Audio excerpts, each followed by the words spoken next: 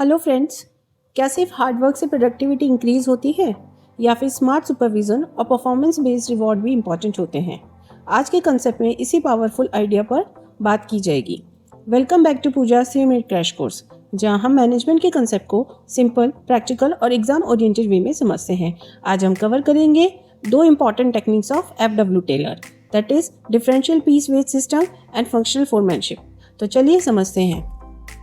Differential piece wage system एक performance based payment system है।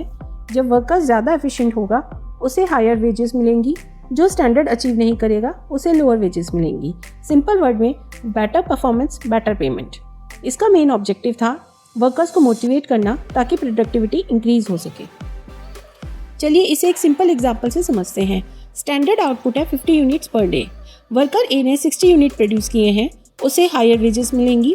Worker bee ने सिर्फ 40 यूनिट्स प्रोड्यूस किए हैं तो उसे लोअर वेज मिलेगी।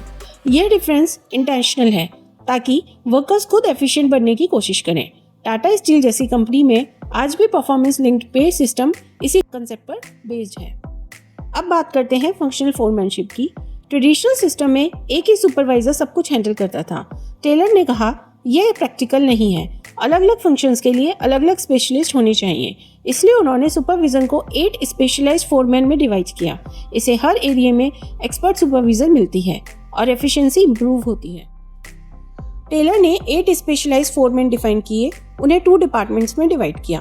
प्लानिंग डिपार्टमेंट में 4 फोरमैन बताए। पहला है रूट क्लर्क, जो काम का पाथ डिसाइड करता है। दूसरा है इंस्ट्रक्शन कार्ड क्लर्क, जो इंस्ट्रक्शन प्रिपेयर करता है। तीसरा है टाइम एंड कॉस्ट क्लर्क, जो टाइम और कॉस्ट को ट्रैक करता है।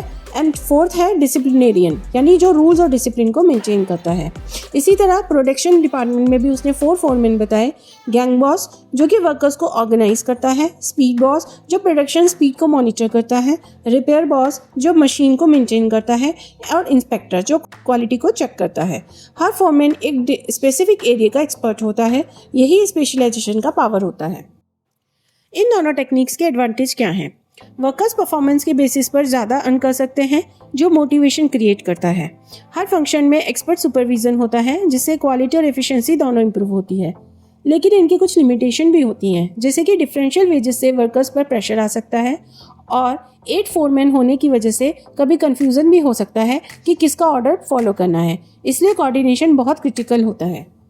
तो आज की समरी यह है कि डिफरेंशियल पीस वेज सिस्टम में पे परफॉर्मेंस पर बेस्ड होता है। फंक्शनल फोरमैनशिप में सुपरविजन स्पेशलाइजेशन पर बेस्ड होता है।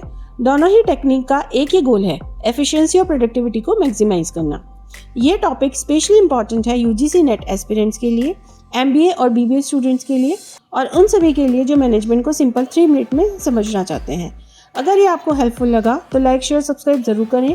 पूजा 3 मिनट क्रैश कोर्स के लिए पूरी मैनेजमेंट प्लेलिस्ट जरूर देखिएगा। नेक्स्ट वीडियो में हम कवर करेंगे फेयर्स एडमिनिस्ट्रेशन मैनेजमेंट थ्योरी।